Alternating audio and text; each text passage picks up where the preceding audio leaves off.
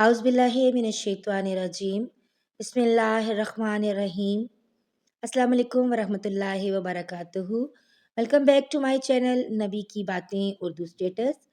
नाज़रीन, हमने सीरतुन नबी सल्लल्लाहु अलैहि वसल्लम का जो सिलसिला शुरू कर रखा है उसके अल्हम्दुलिल्लाह हमने 46 अबवाब पढ़ लिए हैं। पिछले बाब में हमने जो उन्वान पढ़ा था वो था नमाज की इब्तिदा। आज हम इंशाल्लाह बाब नंबर 47 शुरू करेंगे। वीडियो शुरू करने से पहले एक याद दहानी कि अगर आप चैनल पर नए हैं तो चैनल को सब्सक्राइब कर लें। आज का उन्वान है कामयाबी की इब्तिदा। हज के दिनों में मक्का में दूर दूर से लोग हज करने आते थे। ये हज इस्लामी तरीके से नहीं होता था, बल्कि इसमें कुफ्रिया और शिरकिया बातें शामिल कर ली गई थीं। इन दिनों यहाँ मेले भी लगते थे।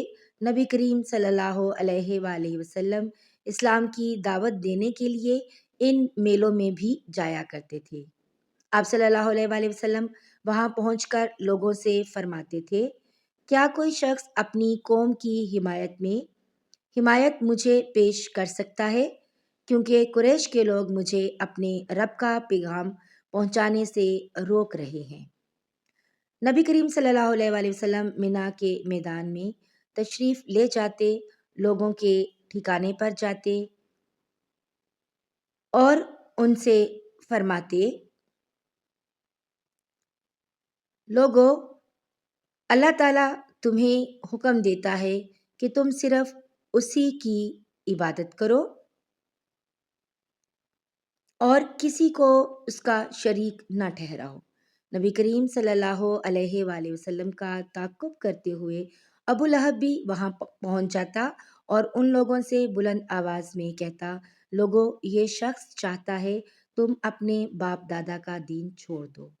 नबी करीम सल्लल्लाहु अलैहि वसल्लम ज़ुल्हिज्जाह के मेले में तशरीफ़ ले जाते और लोगों से फरमाते, लोगों, ला इलाहा इल्लल्लाह कहकर भलाई को हासिल करो। अबू लहब यहाँ भी आ जाता और आप सल्लल्लाहु अलैहि वसल्लम को पत्थर मारते हुए कहता, लोगों, इस शख्स की बात हरगिज़ ना सुनो, ये झूठा है। नबी करीम सल्लल्लाहु अलैहि वसल्लम कबीलाए कंदा और कबीलाए कलब के कुछ ख़ानदानों के पास गए। उन लोगों को बनु अब्दुल्ला कहा जाता था। आप सल्लल्लाहु अलैहि वसल्लम ने उनसे फरमाया, लोगों, ला इलाहा इल्लल्लाह पढ़ लो, फलाह पा जाओगे। उन्होंने भी इस्लाम की दावत कबूल करने से इनकार कर दिया। तो आप सल्लल्लाहु अलैहि वसल्लम बनु हनीफा और बनु आमिर के लोगों के पास भी गए।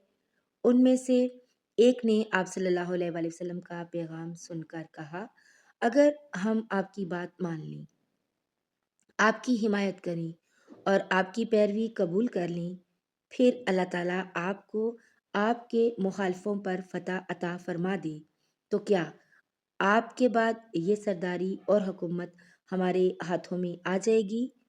यानी उन्होंने ये शर्त रखी कि आपके बाद हुक्मरानी उनकी होगी। तो जवाब में आप सल्लल्लाहु अलैहि वसल्लम ने इरशाद फरमाया, सरदारी और हुकूमत अल्लाह के हाथ में है, वो जिसे चाहता है अता करता है। इसके बाद उस शख्स ने कहा, तो क्या हम आपकी हिमायत में अरबों से लड़ें, अरबों के नेज़ों से अपने सीने छलनी करा लें और फिर जब आप कामयाब हो जाएं और तो सरदारी और हुकूमत दूसरों को मिले? नहीं, हमें आपकी ऐसी हुकूमत और सरदारी की कोई ज़रूरत नहीं। इस तरह उन लोगों ने भी साफ इनकार कर दिया। बनो आमिर के ये लोग फिर अपने वतन लौट गए। वहाँ उनका एक बहुत बूढ़ा शख्स था। बूढ़ा होने की वजह से वो इस कदर कमज़ोर हो चुका था कि उनके साथ हज के लिए नहीं जा सका। जब उसने इन लोगों से हज और मेले के हालात पूछे तो उन्होंने नबी करीम सल्लल्लाहु अलैहि वसल्लम की दावत का भी जिक्र किया और अपना जवाब भी उसे बताया। बूढ़ा शख्स ये सुनते ही सर पकड़कर बैठ गया اور افسوس بھرے لہجے میں بولا، اے بنی عامر، تم سے بہت بڑی غلطی ہوئی، کیا تمہاری اس غلطی کا کوئی علاج ہو سکتا ہے؟ قسم ہے اس ذات کی جس کے قبضے میں میری جان ہے، اسماعیل علیہ السلام کی قوم میں سے جو شخص نبوت کا دعویٰ کر رہا ہے جھوٹا نہیں ہو سکتا، وہ بالکل سچا ہے۔ یہ اور بات ہے کہ اس کی سچائی تمہاری عقل میں نہ آ سکے۔ اسی طرح نبی کریم صلی اللہ علیہ وآلہ وسلم نے بنو ابس، بنو سلیم، بنو غسان، بنو محارب، بنو فزارہ، بنو نظر، بنو مرا اور بنو ازرا سمیت کئی قبیلوں سے بھی ملے۔ ان سب نے آپ صلی اللہ علیہ وآلہ وسلم کو اور بھی برے جوابات دیے۔ وہ کہتے، آپ کا گھرانہ اور آپ کا خاندان آپ کو زیادہ چاہتا ہے، اسی لیے انہوں نے آپ کی پیروی نہیں کی۔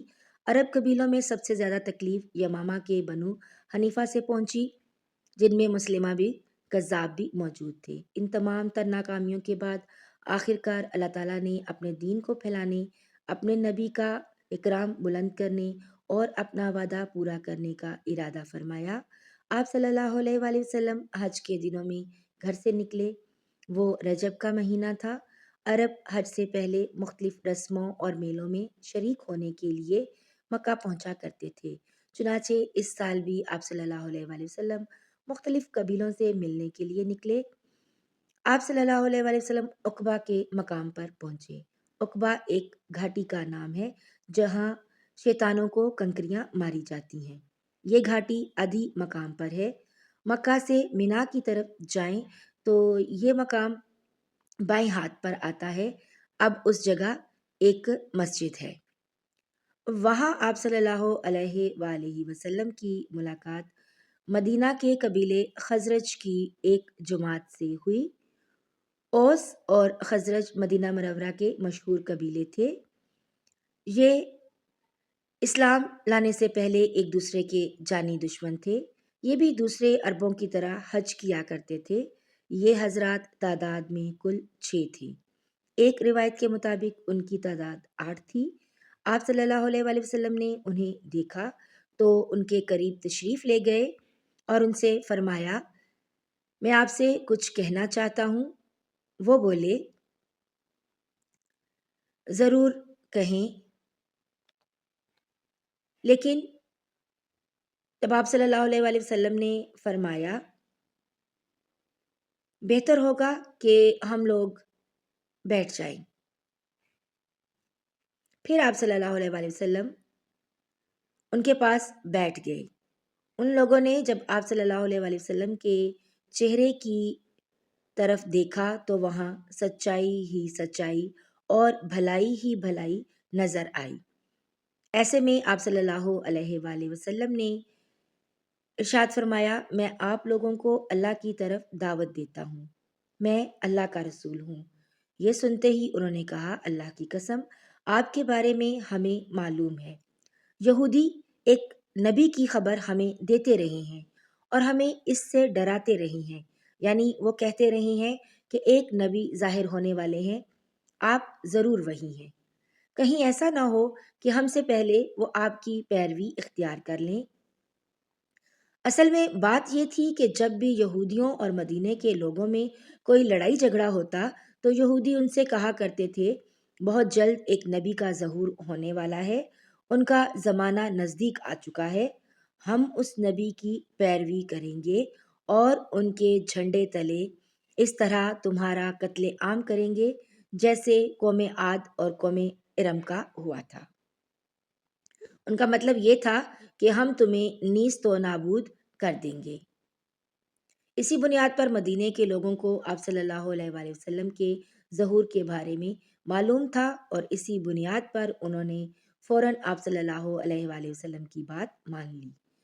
آپ صلی اللہ علیہ وآلہ وسلم کی تصدیق کی اور مسلمان ہو گئے۔ پے در پہ ناکامیوں کے بعد یہ بہت زبردست کامیابی تھی اور پھر یہ کامیابی تاریخی اعتبار سے بھی بہت بڑی ثابت ہوئی۔ اس بیعت نے تاریخ کے دھارے کو موڑ کر رکھ دیا، گویا اللہ تعالیٰ نے ان کے ذریعے ایک زبردست خیر کا ارادہ فرمایا تھا۔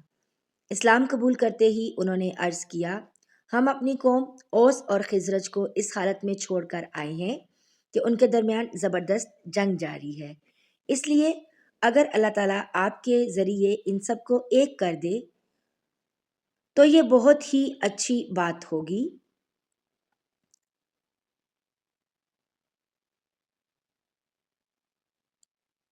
اوس اور خزرج دو سگے بھائیوں کی اولاد تھے، پھر ان میں دشمنی ہو گئی۔